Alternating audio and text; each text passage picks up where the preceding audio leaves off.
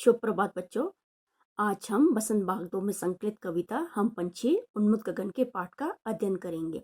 इस पाठ के कवि हैं श्री शिव मंगल सिंह सुमन जी। तो शिव मंगल सिंह सुमन जी ने अपनी इस कविता में पक्षियों के माध्यम से स्वतंत्रता के महत्व को दर्शाना चाहा है। तो आज की कविता की पंक्तियां कुछ इस प्रकार है। हम पंछी उन्मुक्त गगन के पिंजरबद्ध ना गा पाएंगे, कनक तिलियों से टकराकर पुलकित पंख टूट जाएंगे। हम बहता जल पीने वाले मर जाएंगे भूखे प्यासे, कहीं बली है कटक निबोरी कनक कटोरी की मैदा से। पंछी का अर्थ होता है पक्षी, उन्मुक्त, स्वतंत्र, गगन, आकाश, पिंजरबद्ध, पिंजरे में बंद, कनक, सोना, तिलियां, सलाखें, पुलकित, कोमल, बहता, नदी झरनों का पानी, भूखे प्यासे, बिना कुछ खाए पिए, बली, अच्छी, कटुक का अर्थ होता है कड़वी, और निबोरी, नीम के पेड़ का फल, कनक, सोना, कटोरी, एक तरह का बर्तन।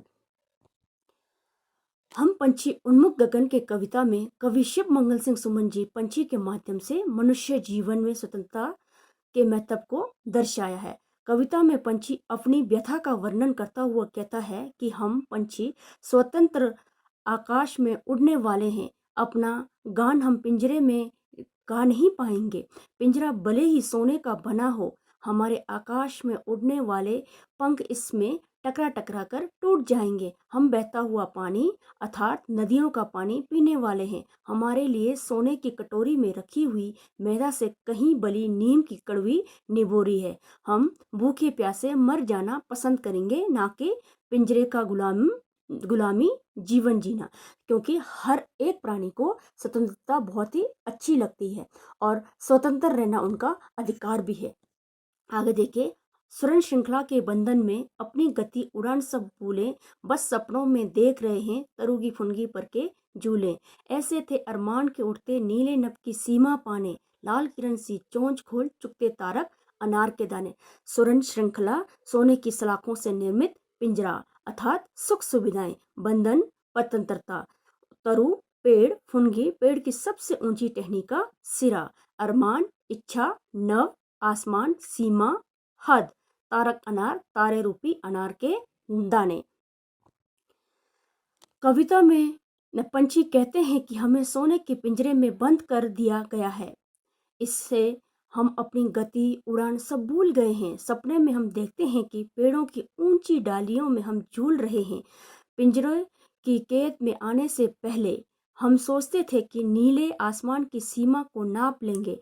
अपनी सूरज की जैसी लाल चोंच से तारों को जो अनार के दाने जैसे हैं उन्हें चुक लेते। ये सब मात्र कल्पना है, क्योंकि हम पिंजरे में बंद है और पिंजरे के बंधन में कैद होकर हम अपनी इन इच्छाओं को पूरा नहीं कर सकते।